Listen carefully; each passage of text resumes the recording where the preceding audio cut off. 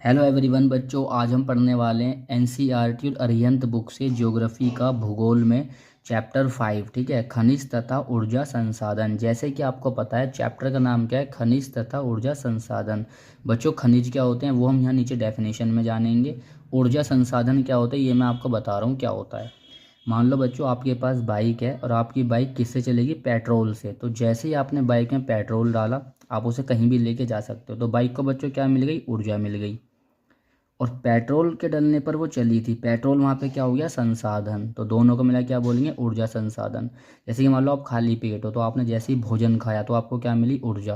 और भोजन वहाँ पे क्या है, एक संसाधन है। आई होप आपको समझ में आ गया होगा। चलिए खनिज के बारे में पढ़ते हैं।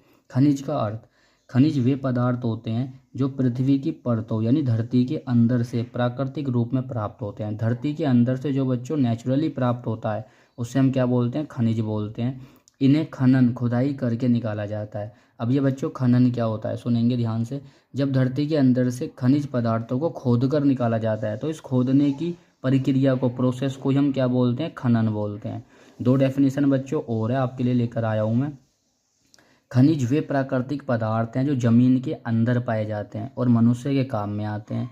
पृथ्वी के भूगर्भ से खनन करके, अब ये भूगर्भ क्या होता है, धरती के नीचे का भाग बच्चों। धरती के नीचे का भाग या धरती के नीचे का हिस्सा क्या होता है, भूगर्भ होता है।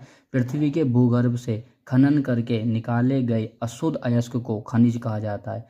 अशुद्ध अयस्क बच्चों ये होता है, मान लो धरती से आपने खुदाई करी तो आपको कोई भी धातु मिली, उस धातु में ना बच्चों, उस धातु में मिट्टी लिपटी हुई है, रेत लिपटा हुआ है, तो वो एक तरीके से अशुद्ध है। उसी चीज़ को हम क्या बोलते हैं, अशुद्ध अयस्क बोलते हैं। आई होप बच्चों ये वीडियो आपको पसंद आई होगी। सब्सक्राइब कीजिए, फॉलो कीजिए।